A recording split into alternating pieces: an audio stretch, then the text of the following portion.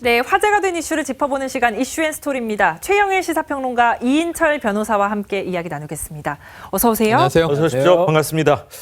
자, 남북 정상회담 이틀 남았습니다. 첫 리허설을 했는데 만찬 메뉴도 공개가 됐는데 정말 맛있는 음식도 많이 나오더라고요. 많은 분들이 남북 정상회담에서 무슨 얘기가 오갔는지도 궁금해하시지만 뭐를 먹었는지도 궁금해하시는 것 같아요. 근데 뭐 먹는 끝에 정이 든다고 먹는 것도 상당히 중요한데요. 일단은 그 남북 평화와 통일을 상징하는 그런 메뉴들이 나온다고 합니다. 일단 비빔밥이 나오는데 그 밥은 쌀은 김해 봉화마을 쌀이고요. 또 DMZ 산나물로 만든 비빔밥이 나오고요. 또 고기가 빠질 수 없잖아요. 그렇죠. 그 서산 목장에 한우 구이가 나온다고 이유가 하고 있잖아요. 다 이유가 있습니다. 이 남북 평화에 애쓰신 분들을 기리는 그런 메뉴인데요. 김해 봉화마을은 노무현 전 대통령. 그렇죠. 그리고 서산 목장은 정정정 회장이 이제 한우를 끌고 이제 북한에 갔잖아요. 소떼. 네. 그래서 그 소고기가 나오고 그다음에 이제 부산 달고기 구이, 그다음에 김대중 전 대통령의 고향인 신안 가거대 민어 해산 편수 등이 나온다고 합니다. 정말 어마어마하게 맛있는 메뉴들이 자리를 차지하고 있습니다. 그런데 이거 외에도 만찬 메뉴에 아주 특별한 음식이 포함됐다고 하는데요. 청와대 대변인이 한 말 들어보시죠. 평양 옥류관의 수석 요리사를 행사 당일인 27일 판문점으로 파견하고 통일각에서 갓 뽑아낸 냉면은 만찬장인 평화의 집으로 바로 배달돼 평양 옥류관의 맛을 그대로 살릴 예정입니다. 저도 사실 평양냉면을 너무 좋아해서 이걸 꼭 먹어보고 싶은데 이 메뉴가 메뉴에 포함된 배경이 또 있다면서요? 그러니까 이 문 대통령이 옥류관 냉면이 좀 나오면 어떨까? 왜냐하면 일전에 우리 예술단이 이 평양 공연을 하러 갔을 때 전 뒤에 백지영 씨 영향이 크다고 봐요. 그때 인터뷰가 공연도 중요하지만 냉면도 그에 못지않게 중요했습니다. 하면서 너무 맛있게 먹는 장면이 나왔거든요. 침이 꼴깍꼴깍 넘어가는데 문재인 대통령도 남북 정상회담을 하는데 상징성도 있고 날씨도 이제 더워지고 옥류관 냉면이 드시고 싶었던 것 아닌가. 그런데 북이 화답을 해서 저는 이날 옥류관 어떻게 하죠? 수석 요리사가 지금 통일각에 와서 차석이 있지 않습니까? 차석. 요리사가 한 명은 아니겠죠? 그럼요. 그쪽은 차석이 하시고 통일각에 이 수석 요리사가 와서 직접 면을 뽑는다는 거예요. 근데 이게 너무 전 재밌는 게 통일각은 북측 지역입니다. 그렇죠. 거리는 가깝지만 군사분계선 MDL을 넘어서 냉면이 막 오는 거죠. 그래서 우리 측에 이제 자유의 집을 거쳐서 평화의 집까지 배달될 것으로 보여져서 저는 여러 가지 의미 있는 것들은 중요한 게 이게 의전에 필요한 거예요. 음식 얘기하면서 비유적으로 이제 이 남북 평화에 대한 이야기를 할 거란 말이죠. 그래서 어떤 소재를 내놓느냐, 이 음식이 그냥 음식이 아니고 이야기거리를 제공한다는 면에서 중요한데 옥류관 냉면 맛들을 어떻게 평가할 것인지 아마 틀림없이 김정은 위원장은 두 그릇 드십시오. 평양 사람들은 두 그릇씩 먹습니다. 이렇게 얘기할 거고요. 문 대통령의 화답은 어떻게 나올지 궁금합니다. 두 그릇씩 먹는 이유가 있다고 그러더라고요. 양을 너무 조금 줘가지고요. 넉넉히 주면은 두 그릇을 안 먹는데 양 자체가 워낙 적기 때문에 두 그릇 세 그릇을 먹을 수밖에 없다. 이런 얘기를 들었는데 자, 이번 만찬에서요. 문재인 대통령 또 김정은 위원장 두 분과 관련된 음식이 나와서 눈길을 좀 끌고 있어요. 그러니까 두 정상과 관련된 음식이 반드시 나와야 되잖아요. 그러니까 문재인 대통령이 유년 시절을 보낸 부산의 대표적인 음식이 달고기 구이라고 해요. 저도 잘 못 먹어봤는데 이게 이제 아주 그 생선인데 고급 생선이라고 합니다. 근데 북한에서는 잡히지 않는 그런 고급 생선이라서 달고기 구이가 준비됐고 또 김정은 위원장이 이제 그 스위스에서 또 학창 시절 보냈잖아요. 베른 국제학교에서 다녔죠. 예.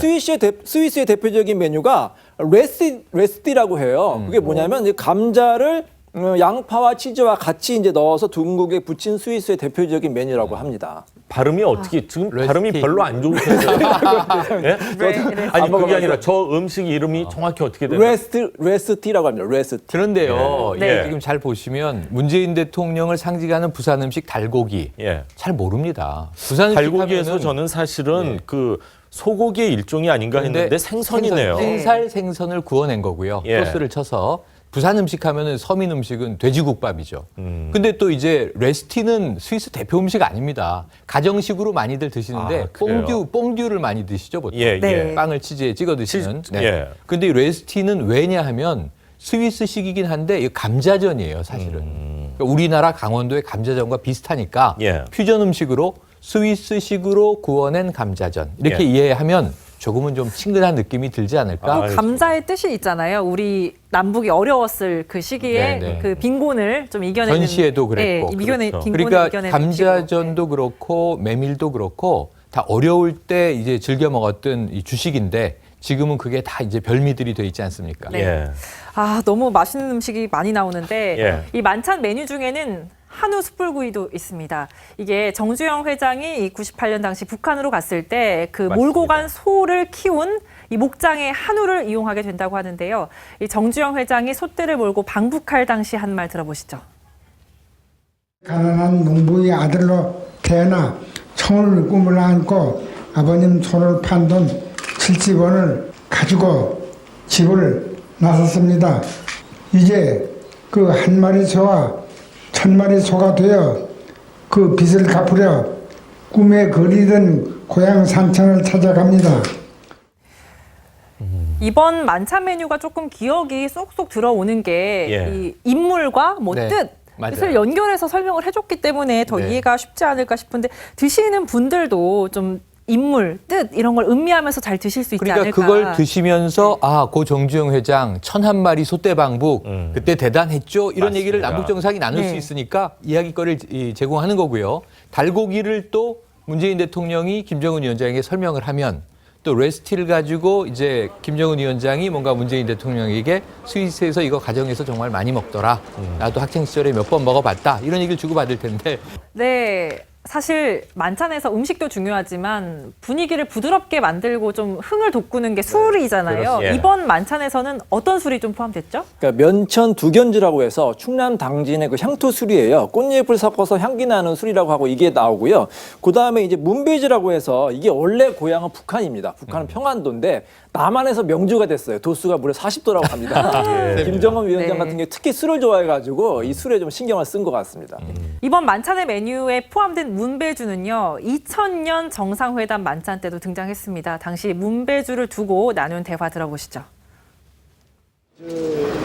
남쪽에 갔던 분들이 와서 이야기하는데 이 문배술이라 할 때 남쪽에 가서 자기가 고술하는데 주황산물로 만들지 못한 술이기 때문에 맛이 없다. 그 주황산물 가지고 해야 진짜 문배술이다.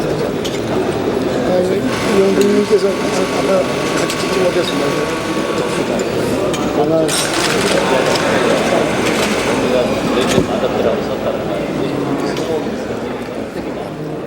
자, 화기애애한 분위기 보여주고 있는데 2007년 남북 정상회담 만찬 메뉴를 저희가 좀 한번 살펴볼까요? 아, 그래요? 예. 저기 고 노무현 대통령 때 예. 네. 이때는 조금 이 소박했습니다.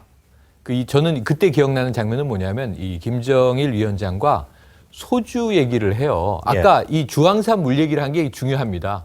왜냐하면 문배주가 북한이 종주국이다. 예. 근데 남측에서 만드는 문배주는 주황산 물을 쓰지 않으니까 술 맛이 다르더라. 예. 다르다고 하더라. 남쪽에 이제 파견됐던 이 사람들이 그런 얘기를 예. 전해드렸다는 이제 얘기를 하는 거고요. 소주를 마시는데 좀 처음 들은 게 이 예. 김정일 위원장이 당시에 소주에는 메밀국수가 안주로 딱이죠. 이런 얘기를 해요. 근데 국내에서는 지금 메밀국수를 소주 안주로 잘 쓰지 않잖아요. 예. 다양하게 삼겹살이 기본이고 여러 가지 등등 육류라든가 다양한 안주들을 쓰는데 그래서 2007년은 제가 기억하는 것은 메밀국수가 기억에 네. 남고 예. 그 외의 2000년대는 메뉴는 어땠습니까? 2000년에는 또 여러 가지 이제 의미 있는 메뉴들이 나왔죠. 2000년 메뉴는 륙육 날개탕 이게 제일 화제였는데 예. 이 륙육 날개탕은 김정일 위원장이 직접 이름을 붙였던 거예요. 그렇죠. 근데 이게 예. 메추리 완자탕이에요. 근데 북측은 조류를 좀 많이 먹어요. 저희 할머니도 이제 북에서 내려오셨는데 만둣국 하면은 항상 꿩고기가 들어가야 된다. 예. 근데 우리나라는 또 꿩고기를 지금 많이 잘 안 먹지 않습니까? 그렇죠. 그런데 이제 원래 냉면에도 꿩 육수가 또 편자가 올라가는 거고. 예. 그런데 이 메추리로 만든 완자탕. 근데 이걸 왜 륙육 날개탕이라고 했냐면 6 더하기 6은 12 해서 6.12 이 날짜를 기억하기 위해서 네. 또 뒀군요. 김정일 위원장이 직접 이 요리에다가 이름을 붙였다고 와. 합니다. 예. 네. 자, 2007년 정상회담에서도 술 이야기가 또 빠지질 않았습니다. 술 이야기를 하면서 편안한 분위기를 만드는 모습을 볼 수가 있었는데, 자, 고 노무현 전 대통령 남북 정상회담을 위해서 방북했을 때 대화 내용 잠시 들어보시죠.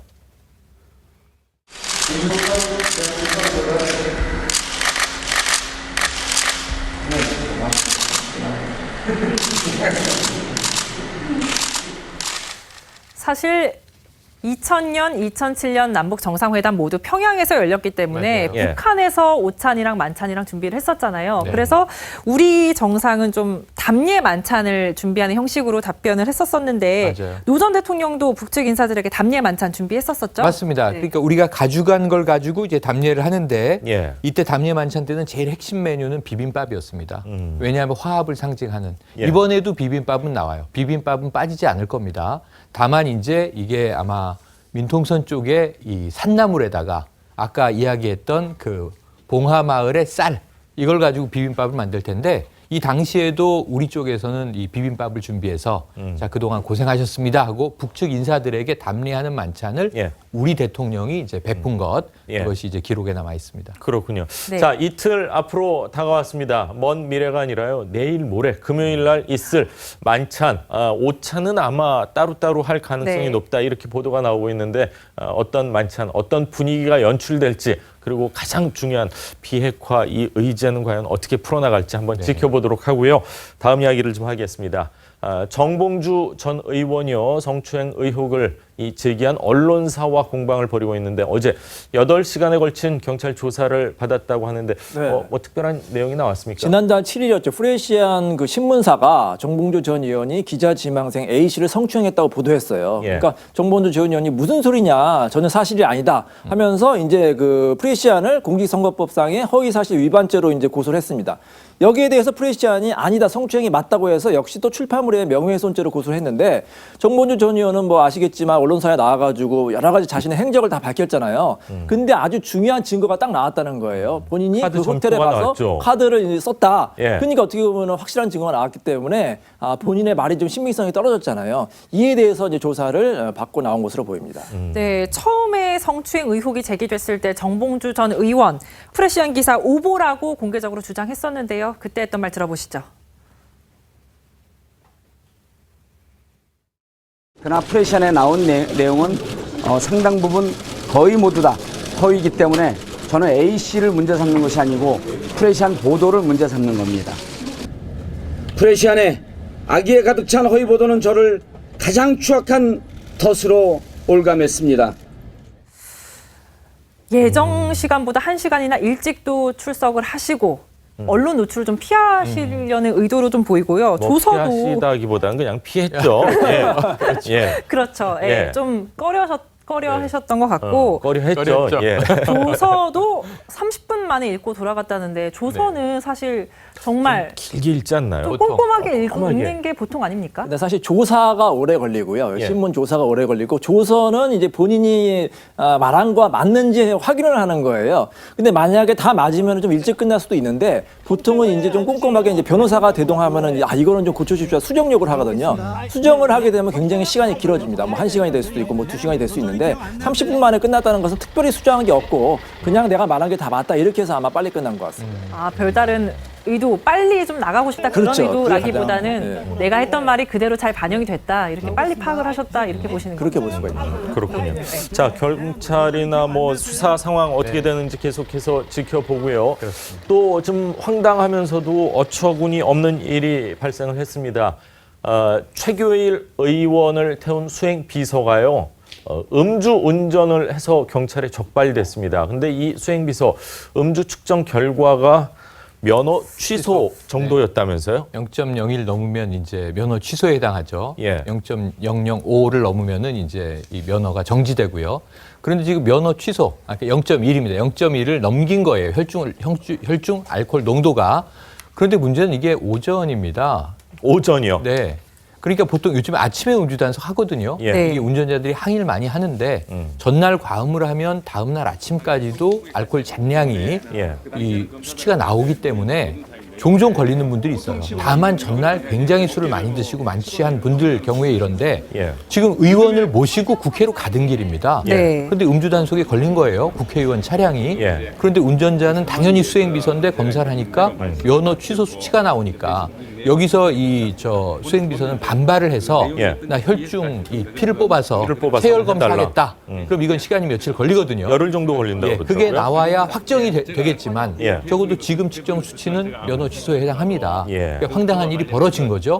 그럼 뒤에 있는 국회의원한테도 화살이 날아갈 수밖에 없잖아요. 어떻게 만취한 상태 수행비서의 차를 타고 가느냐. 모를 수 있냐. 모를 수 있느냐. 같이 술을 마신 거냐 아니냐. 여기서 이제 이 변호사님이 답해 주셔야 되지만 이게 같이 동승하고 있던 동승자에게도 법적 책임을 묻게 됩니다. 알고 있었거나 묵인했거나 이걸 방조했거나 독려했거나 하면 적지 않은 수위의 처벌이 또 따라오게 되더군요. 그렇군요. 자, 6.13 지방선거가 얼마 남지가 않았는데요. 입법기관 한 사람 한 사람이 다 입법기관이지 않습니까? 그렇습니다. 이분들의 보좌관이건 수행비서건 다 마찬가지입니다.